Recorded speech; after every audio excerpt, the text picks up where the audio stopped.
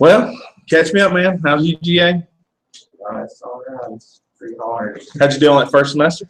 Well, I switched to agribusiness and dropped 2 classes. Oh, okay. Physics and biology. Right. I want to go. Yeah, they no need. Happen, so. Ain't no need. I got an A and B in my classes that I did have, so Oh, okay. There you go. I'll run more after this semester. I guess. So Okay. got a full schedule. So. Right. Hey, I'm a firm believer in figure out what you can do. Yes. I mean, I can say this classes in West Georgia, but Right. not in Georgia. Yeah, they crank it up a notch out there. Yeah, not just right. Yeah. Yep.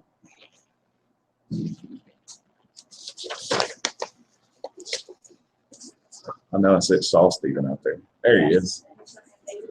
Oh, okay. All right, man. So did you pass your test? Did you pass your test this week? I'm just making sure, man. I mean, I guess the Sunday morning you don't come walking in here because you don't want to answer the question will be the morning I know you didn't pass. Okay. I don't want to talk to people. I don't want to talk to anyone at any time, in any place. So was it as tough this week? Tougher? We spent a lot more time training. They do this thing called the maze. They built like a structure and everything. You got like crawl through there's like little tight spaces and everything. They black out your mask. Right. You can't see nothing. And so it's like you're like pretty much in the complete darkness and you just crawl through there and you gotta find your way out. It's like you have 15 minutes to find your way out because that's about the time your air runs out. Right. So you have about 15 minutes to find your way out. I did it in 8. So Right. but some people, they took it on because you gotta move fast enough because you go on the walls and kind of not get your way through there. Right. You're in like full turnaround doing it, and you're got to stay underneath the whole time. So not easy. Right. But yeah, it was pretty tough this week. And then we had our first live fire this week on Friday. We actually got to Play with fire. Yeah. Did you wet the bed? I'm just the old like wives' tale is you play with fire, you wet the bed. I'm just saying. Firefighters must have like rubber sheets because they play with fire. So that's the thing. I've got a friend of mine, one of my best friends from high school, is a firefighter and has been doing it since high school. He's always posting pictures of the foolishness at the firehouse. Because I know there's a lot of downtime. Yeah, I mean, not training, but like Right. Yeah. Sometimes you get paid for doing nothing. Sometimes some days are just like you do 0 calls and you got paid $10 for 24 hours if they're really sitting there. Right. Well, I always get tickled at my daughter when we pass a fire truck. She goes, "Yep, toilet call," because I told her my brother-in-law was he's a firefighter and it's medical lift. A lot of times, what does that mean? It's like 300-pounder rolled off the toilet and can't get back on. It's a medical lift. So I've jaded my daughter. It's like, dude, that's not all they do is pick people up off the floor. Like that's the stuff you get to look forward to. Walk out the house with babies, just Right. Yeah, that happens all the time. First responder. EMT, hurry up! EMT, hurry up! Sorry, EMT, you're coming from the other side of the county. You're gonna be here for 20 minutes. Hold it in. There you go. You made a video too. You made that song. No, that was a Skillet, right? Oh yeah. You made that song Hero, Yeah. We made a video. We had a song back when I thought it was like putting out fire. We had one where we did a search and rescue class. We got the dummies and we put them over our shoulder, like toting them, like slow motion. That's awesome, man. Our training's just like. It's like, dude, man, give us a break, right? Well, I'm glad things at the at Ye Old Fire Academy are going well. 6 more weeks. Right. No, then the work really begins. I got one job. Will you do that? Will that be part of your training down there? No. That's when you get up here. Well, it depends on which fire station I go to. If I go work with my dad, then I don't have to learn to do that because they got engineers down there. Right. You can find that when you become an engineer. Okay.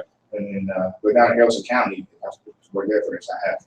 Everybody's got to drive the truck. There's only like sometimes it's just you at the station. Sometimes it's just Right. Usually mainly just you. And sometimes Right. You might get somebody else. Right.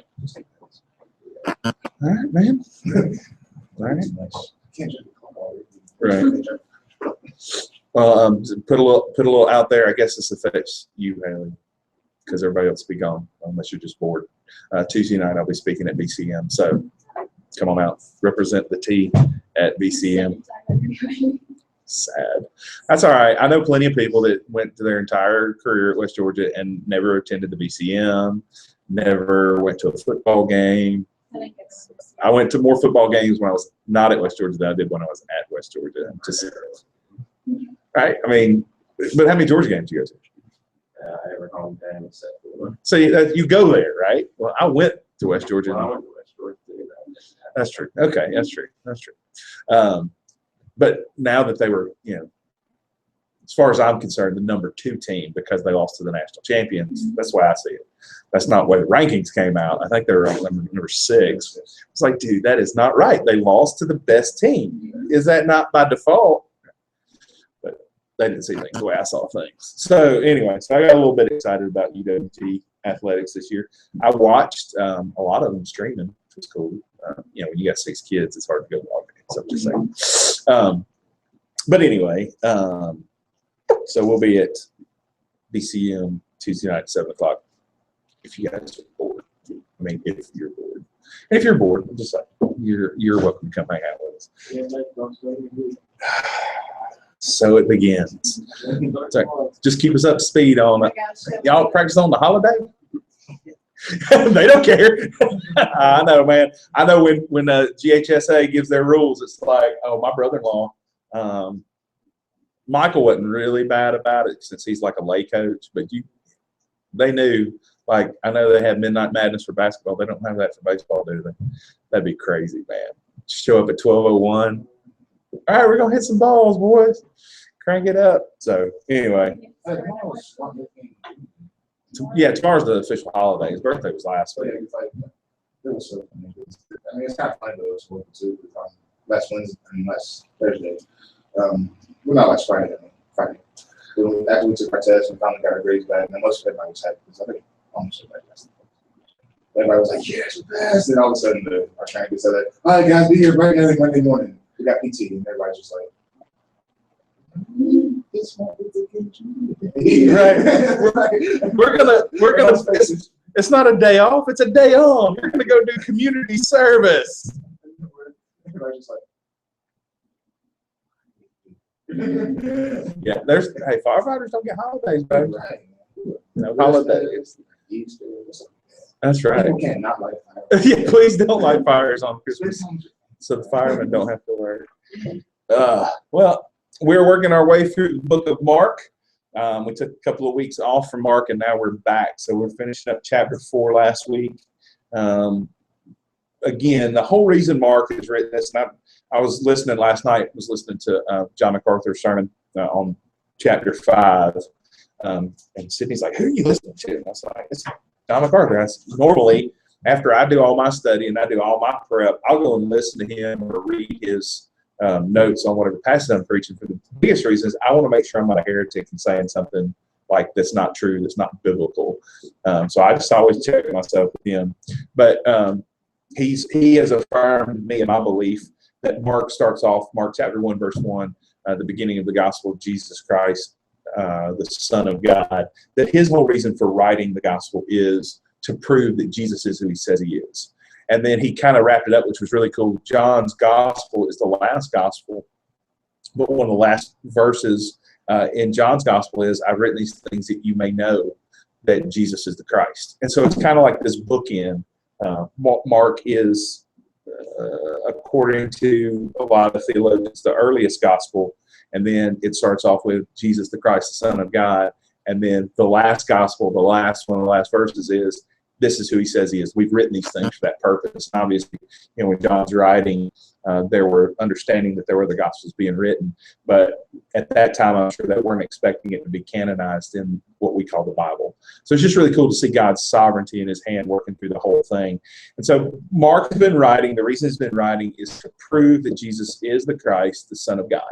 And so we've been going through these kind of, the way I saw it when we did it, when we met with our guys in our Bible study group, was to me, it kind of goes in these cycles of Jesus heals, Jesus preaches, then he heals, then he preaches. But then there's these other kind of, I don't know if you call them cycles, but it kind of goes through this place where Jesus reveals his power in different ways. And that's where we saw it last week, was he calms the sea, and we'll look at that. But he teaches a parable. That was like the whole chapter 4 is Jesus teaching parables, and then it gets to the end and he calms the sea. And then this morning he heals a demon-possessed man. We see that kind of, that pattern runs through Mark a lot. And so this morning we'll look at the idea of Jesus calming the sea and what that means for us. And again, the whole reason we do this, I hope that when you read Scripture, and this is the thing that we talked about, it's called traveling instructions, is the guys that teach the material that we use twice a year. I go to this, I don't know, Bible study group's the easiest way to explain it. He called it traveling instructions, and this is just this image of a triangle is all it is. But God has a message to the audience, and it's delivered to the audience by the author of the text. So Mark's audience was people that lived 2,000 years ago. He had a purpose for writing to them. God gave Mark a message to deliver to the people that lived 2,000 years ago. But the cool thing about that is when God gave that message to Mark, it translates to us. And our responsibility is when we study the Scripture, when we look at the context of structure, all things that we talk about all the time, and finding out the main idea is, what was Mark trying to say 2,000 years ago? What was the purpose then? But then how does that relate to us? And so that's where we are in looking at this passage. When Mark tells this story, and again, when Mark's telling the story, he's telling it from Peter's perspective.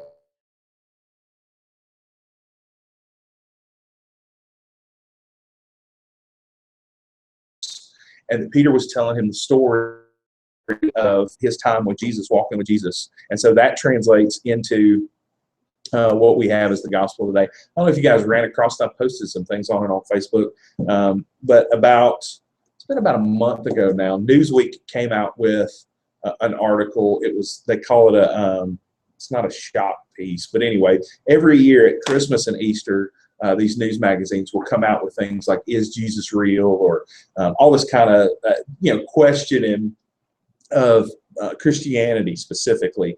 Interestingly, they don't mess with the Muslims. Why?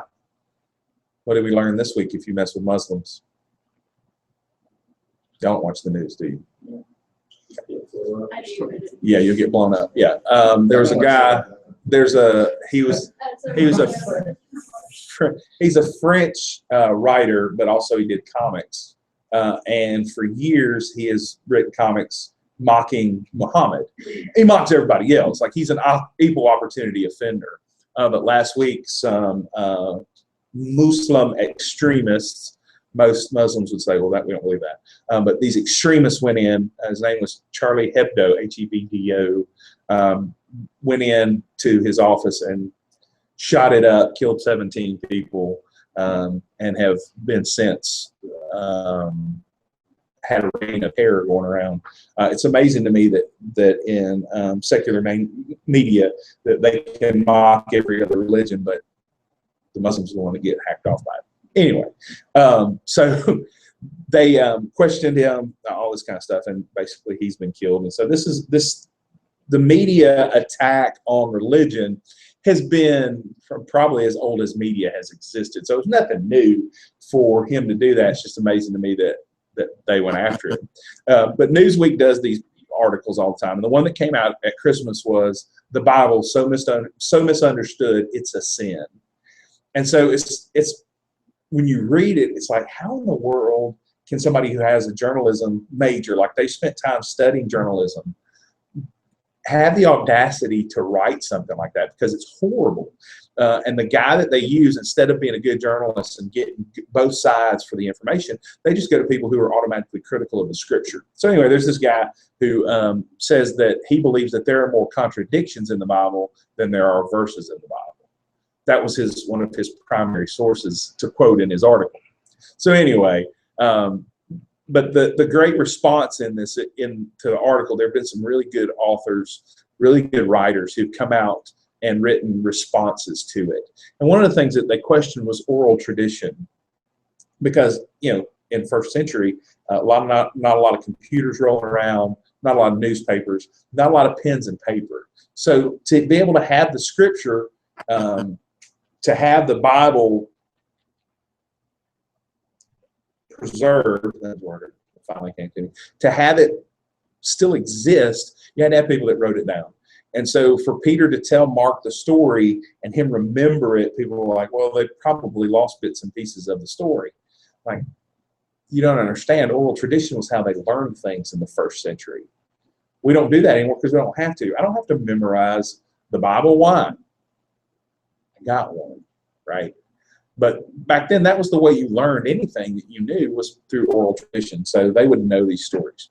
So anyway, when Mark is writing this story down, when he's recounting what Jesus has done, he gets to this powerful story, a display of Jesus's power over nature. And that's the part we're going to look at this morning. So it's 35 through 41. I'll read it real quick, and then we'll just kind of dissect it, make sure we're on point with it, and see how it affects us today. It says, on that day, when evening had come, he said to them, let us go across to the other side, so the Sea of Galilee. Leaving the crowd, they took him with him in the boat, just as he was. The other boats were with him. And a great windstorm arose. The waves were breaking into the boat. If you have a King James, I think it's interesting it translated the word ship. These were little bitty fishing boats, like 5 or 6 guys in them. They weren't very big. So that's why I said the translation of the word ship, it's like, doesn't convey the meaning. These are just little bitty boats, little fishing boats that are out on the Sea of Galilee. And the waves were crashing into the boat. The boat was already filling. But he was in the stern, Jesus, asleep on the cushion or a pillow. And they woke him and said, Teacher, do you not care that we're perishing? He awoke and rebuked the wind and said to the sea, Peace, be still. And the wind ceased, and there was a great calm. And he said to them, Why are you so afraid?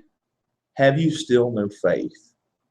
They were filled with great fear and said to one another, Who then is this, that even the wind and the sea obey him?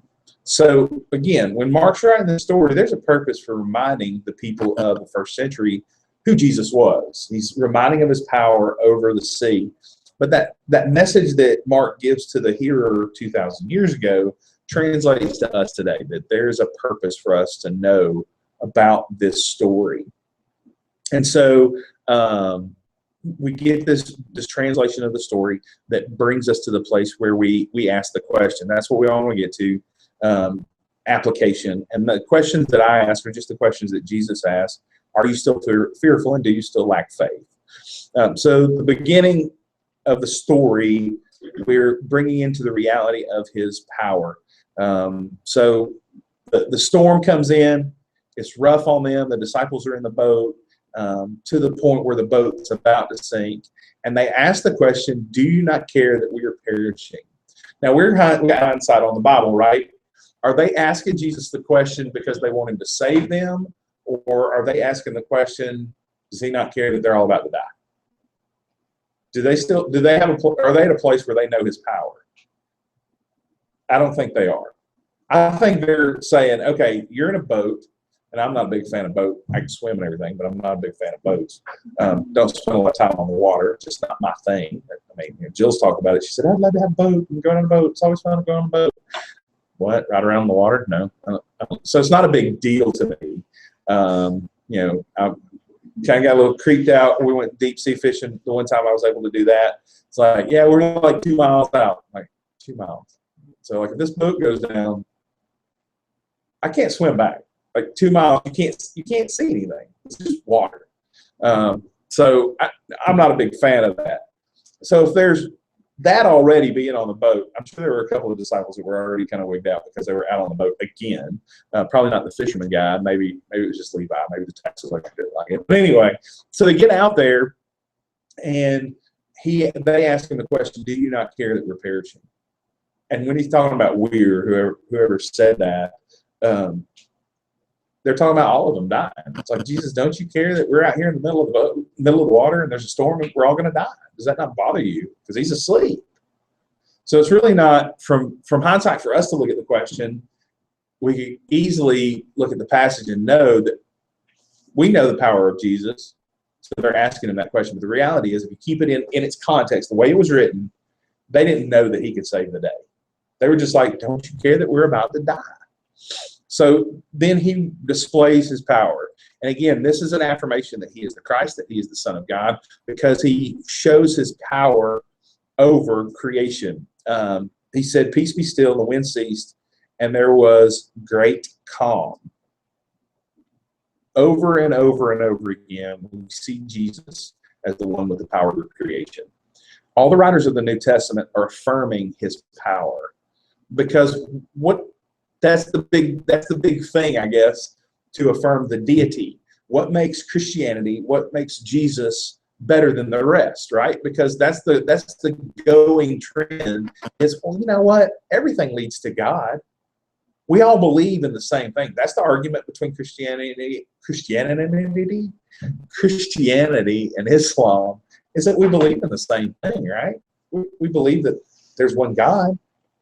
That's the same, right? No. And so there has to be distinction. So over and over, these writers of the Gospels and the rest of the New Testament talk about Jesus' power over creation, that he does create it, and then later Paul writes he is the one who sustains it, and so he has to show himself powerful. And Mark's writing that for his audience, saying, okay, you need proof? Let me tell you some things that Jesus did while he was on the earth. There was this great storm. The disciples were about to die, and he said, "Peace be still," and the wind and the waves just stopped. But to me, one of the most powerful statements in the whole passage is at the end of verse 39, where he says there was great calm. I don't know about you guys, but I think there are times in our lives when we're not really calm. I think it's for Stephen every Friday when he takes the test.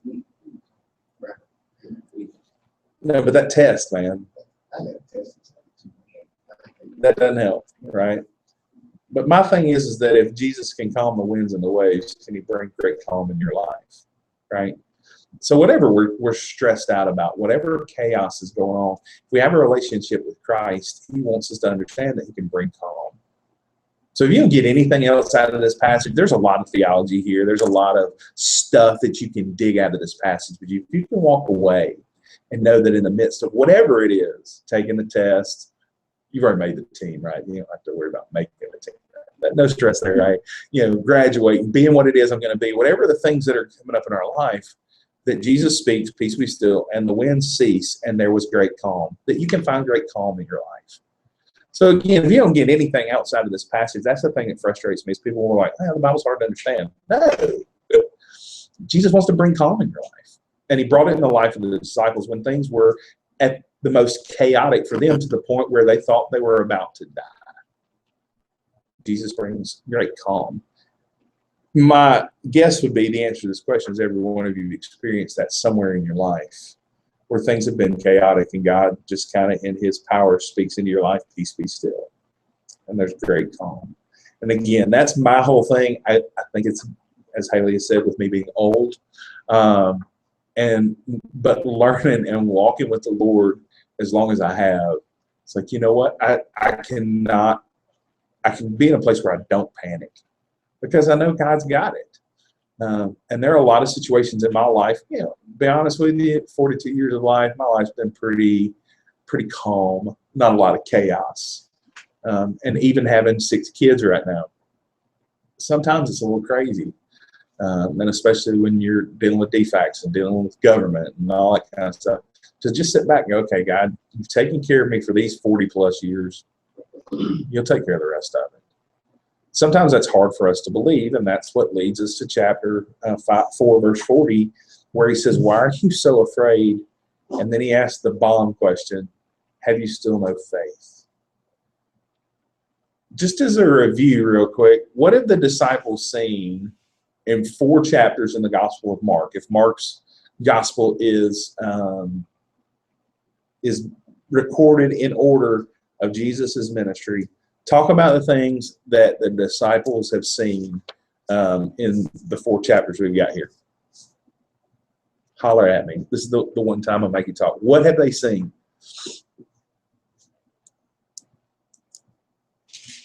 Come on. Y'all know a little bit of what they've seen.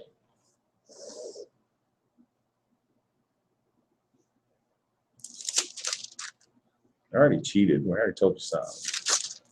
Right? Do what? Maybe. Yeah. I got some stuff they've seen. All right. I'll go back to the beginning. I'll help you out. All right. All right. So he has healed people, specifically the paralyzed dude, right? 4 friends bring him in. He's been on a pallet. He's been paralyzed probably all of his life. They see Jesus heal a paralyzed dude. All right. Yeah. They saw that. What else did they see? Somebody said something funny. All right. There's Micah.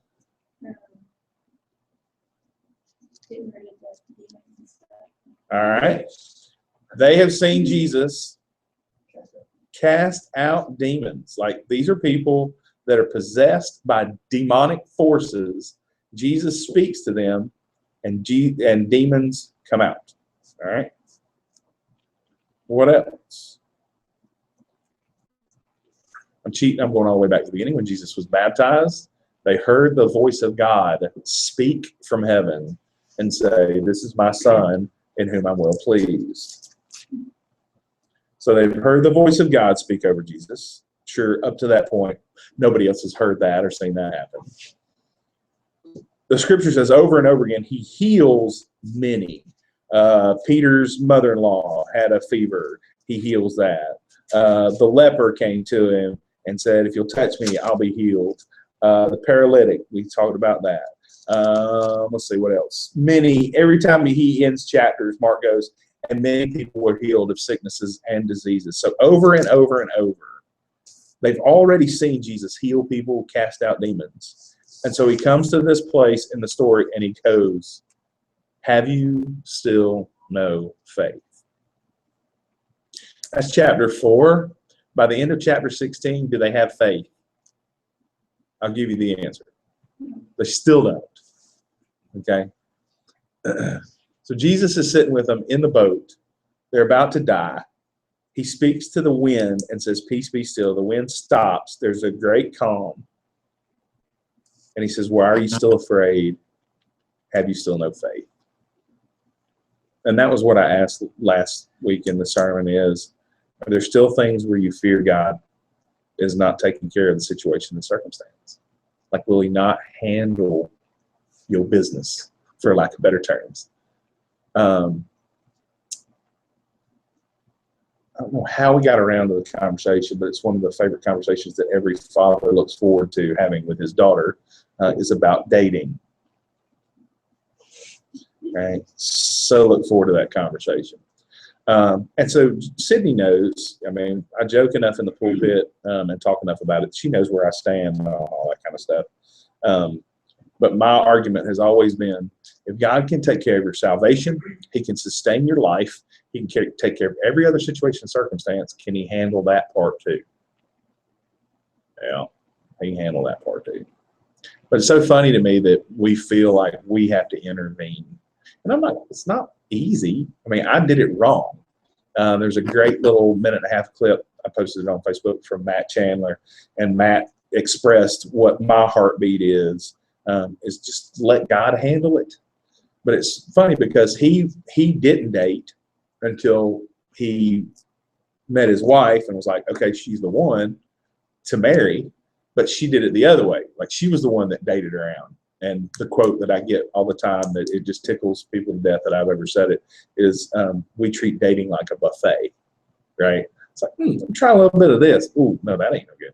Let me try a little bit of that. Well, that's okay. I could get with that. And then you go, nah, it gets old after a while, right? That's what happens, right? And we start, right? I don't want nothing to do with that. Got to go on. But I've always kind of felt like that's the way our culture treats it. Instead of going, okay, and PJ and Jennifer are my trophies of grace in telling the story, because I can go, hey, you know what? They waited until God said, this is the one. Sweet. And it can work out that way. But again, it doesn't just have to be dating. It can be anything. What am I going to do with the rest of my life? Big situations like that, and just simple kind of things. God, do I need to be going here, doing this, saying this, participating, whatever? Why don't we trust it? And that's a huge question, I think, for every believer, because we go through that at different times in our life. So why don't you just trust me? Why don't you trust me with finances, with education, with relationships, with everything? Why don't you just trust me? So those two little questions in the middle of this account of Mark are huge. And that's what I'm saying. When you study the scripture, when you get to that place where you go, that's some big stuff. Yeah, that's what he wants us to get to the place where we go, you know what, that's some big stuff, and we've got to deal with it. And we have to ask ourselves the question, why are we still afraid? Why don't we have faith? And the thing is, he's taking care of us over and over and over again. Never got around to this. I mentioned the guy in Mark 9:12 where he looked at Jesus and said, I believe, but help my unbelief.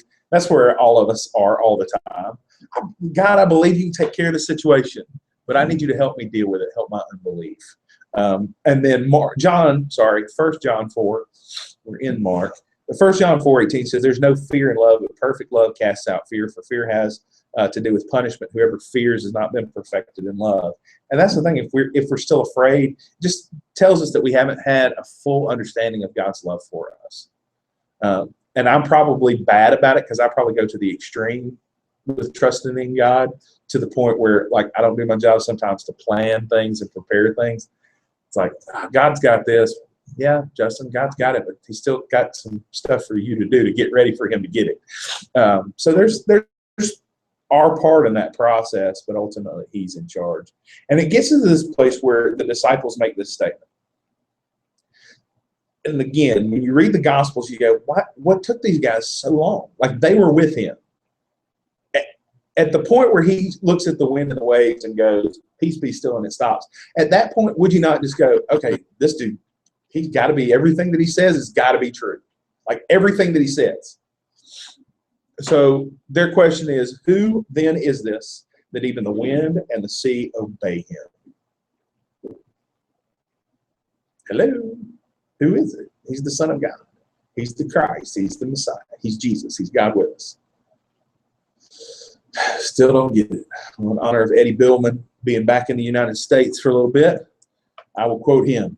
If you don't know the Eddie Billman quote, the Eddie Billman quote is, the same thing that happened to the Old Testament believers, the people of God, happened to the disciples. The people in the Old Testament were supposed to go in to possess the land. What did they do? They sent in 12 spies. The 12 spies go in, they're gone for a while, they come back. They come back, they're toting grapes. The clusters are so big, they put a pole between them. They're carrying the grapes on a pole.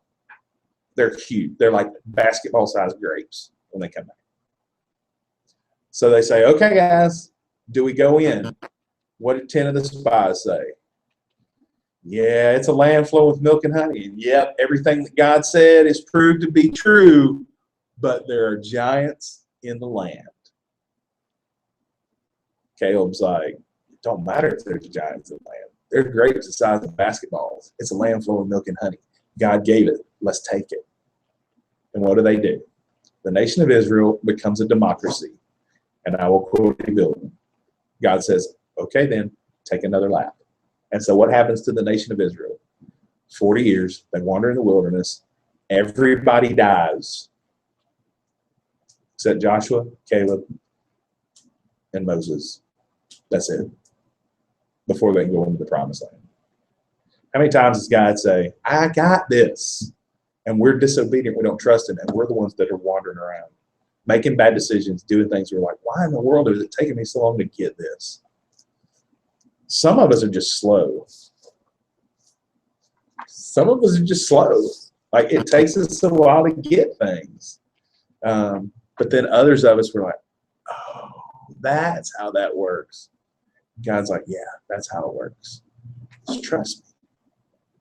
And I know it's hard developing that trust in him. I'm going to tell you what, it makes life a whole lot easier to deal with when you get to that place where you can just say, you know what, I trust you.